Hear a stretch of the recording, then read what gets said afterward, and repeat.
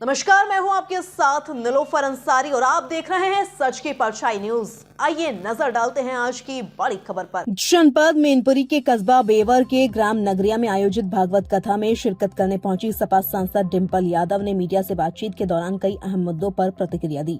वक्फ board संशोधन bill को लेकर डिंपल यादव ने भाजपा सरकार पर जमकर निशाना साधा। उन्होंने कहा कि अगर कोई आंदोलन संयम और शांति से किया जा रहा है तो सरकार को उसमें आपत्ति नहीं होनी चाहिए। ये है हमारा संवैधानिक अधिकार है, लेकिन सरकार हमेशा विरोध करने वालों को दबाने की कोशिश करती है, उन पर गलत एफआईआर करवाकर उन्हें प्रताड़ित करती है। वक्फ बोर्ड बिल में संशोधन भी इसी सोच का हिस्सा है। इसके साथ ही 26/11 मुंबई आतंकी हमले में शामिल आतंकी को दिल्ली लाए जाने को लेकर उन्होंने कहा, इस मामले में 11 साल लग गए। यह अपने आप में बड़ा सवाल खड़ा करता है। अगर अब लाया जा रहा है तो हमें उम्मीद है कि उस पर सख्त कार्रवाई की जाएगी। दिल्ली की मुख्यमंत्री रेखा गुप्ता द्वारा अखिलेश यादव पर भी कई टिप्पणी की गई। उन्हें अखिलेश यादव पर भी की गई टिप्पणी को लेकर उन्होंने पलटवार करते हुए कहा, अगर कोई संवैधानिक पद पर बैठा व्यक्ति ऐसी टिप्पणी करता है तो यह दर्शाता है कि उस पार्टी की मानसिकता, सोच और चरित्र क्या है। वहीं भाजपा विधायक संगीत सोम द्वारा प्रोफेसर रामगोपाल यादव पर दिए गए बयान पर डिंपल यादव ने तीखी प्रतिक्रिया दी। उन्होंने कहा, भाजपा के नेता संविधान के हिसाब से नहीं बल्कि मनमाने तरीके से देश चलाना चाहते हैं। उनकी भाषा में पीटना, मारना, बुलडोजर चलाना जैसे शब्द आम हो गए हैं। यह उनके सोचने और बोलने के तरीके का हिस्सा बन चुका है।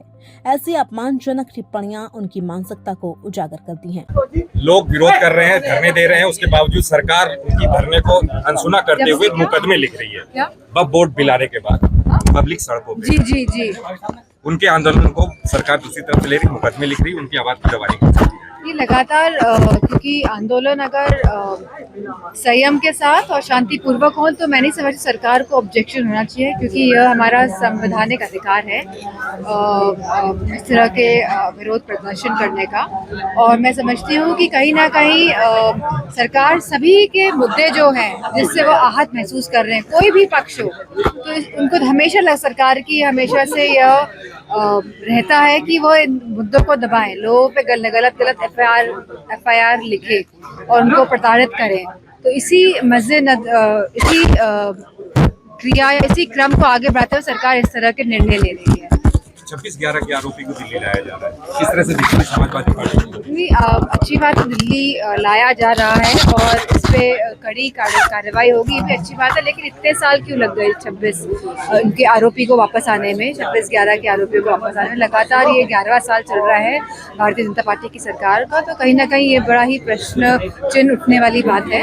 लेकिन अगर लाया जाए तो हमें पूरी भरोसा है कि कड़ी से कड़ी कार्रवाई दी जाए। अच्छा मैडम, एक आखिरी सवाल है कि आपने देखा होगा कि अब राजनेताओं की अमर्यादित भाषा सामने देखने को मिल रही है। राष्ट्रीय अध्यक्ष के खिलाफ दिल्ली की मुख्यमंत्री ने अभद्र टिप्पणी करी, जिसके कारण समाजवादी पार्टी में काफी रोष है। मैं बस यही कहना चाहूँगी कि अगर कोई भी पार्टी का प्रमुख जिन्होंने एक संवैधानिक गद्दी पे बैठी हैं और जब इस तरह की टिप्पणी करती है तो वो ये दर्शाता है कि उस पार्टी की क्या सोच है, क्या मानसिकता है, क्या चरित्र है, और वो किस तरह की भाषा का इस्तेमाल करके यह भी दर्शाता है कि सोसाइटी में वो किस तरह का नजरिया रखते हैं इस तरह के लोग। इन्हें कोई भी भावनाओं के साथ, लोगों के किसी के भी साथ इनको कोई भी कनेक्ट नहीं है। कहीं ना कहीं ये भूल गए हैं कि जनता हमें जिता के लाती है और जनता ही हमें जहाँ हम स्थान पे पहुँचे हैं वह बिठाती है। और इस तरह की आपत्तिजनक जो टिप्पणी करी गई है ये बहुत ही निंदनीय है और अगली बार उन्हें सोच समझ के बात रखनी चाहिए। जनता की मांग को लेके प्रोफेसर रामगोपाल ने बोला हमको सड़कों में आके आंदोलन करना पड़ेगा, जिसको लेके मेरठ के विधायक है संगीत सोम, उनका कहना ये है कि अगर आंदोलन करेंगे तो सड़कों में पीटे जाएंगे। देखिए, यही मैं कह रही हूँ कि यह दर्शाता है कि भारतीय जनता पार्टी के लोग संविधान के हिसाब से नहीं चाहते ये देश चले, वह अपने मनमाने ढंग से देश को चलाना चाहते हैं। उनकी यह वोकैबुलरी में ही है कि पीटेंगे, कि मारेंगे, कि बुलडोजर चलाएंगे, कि लोगों को प्रताड़ित करेंगे। तो इनकी वोकैबुलरी का ही हिस्सा है जिस तरह की ये बातें करते हैं, जिस तरह की अपमानजनक टिप्पणियां करते हैं। जो आने वाला चुनाव साफ देखने को मिल रहा है कि हिंदू मुस्लिम करने जा रही है सरकार, तो समाजवादी पार्टी का क्या तैयारी है, किस तरह से उसको डिफेंड करने की? हम सभी जानते हैं कि ये चुनाव कहीं ना कहीं जहाँ उत्तर प्रदेश की गद्दी बचने का भी चुनाव है, इसीलिए लगातार एक समाज के लोगों का प्रयोग करके ये लोग चाहते हैं कि वोट में पोलराइजेशन हो, कि जिस तरह से सुविधाओं से आज पूरा प्रदेश कहीं ना कहीं अपने आप को महसूस कर रहा है कि आज सारी सुविधाएं ठप पड़ी हैं, जहाँ नौकरियां नहीं हैं, जहाँ सभी जो राज्य की जितने भी हमारे प्रॉपर्टीज़ हैं या जितने भी हमारी राज्य की जो एजेंसीज हैं उनका जिस तरह से निजीकरण किया जा रहा है, चाहे वो हमारी इलेक्ट्रिसिटी का हो, अब निजीकरण की जो बात सुनने में आ रही है, तो बताइए जब आप सभी चीज़ों का निजीकरण कर देंगे तो आप सरकारी नौकरियां कहाँ से देंगे? तो कहीं ना कहीं बहुत ही रणनीति के तहत ये चाहते हैं कि संविधान किसी भी हालत से प्रदेश और देश में लागू ना हो।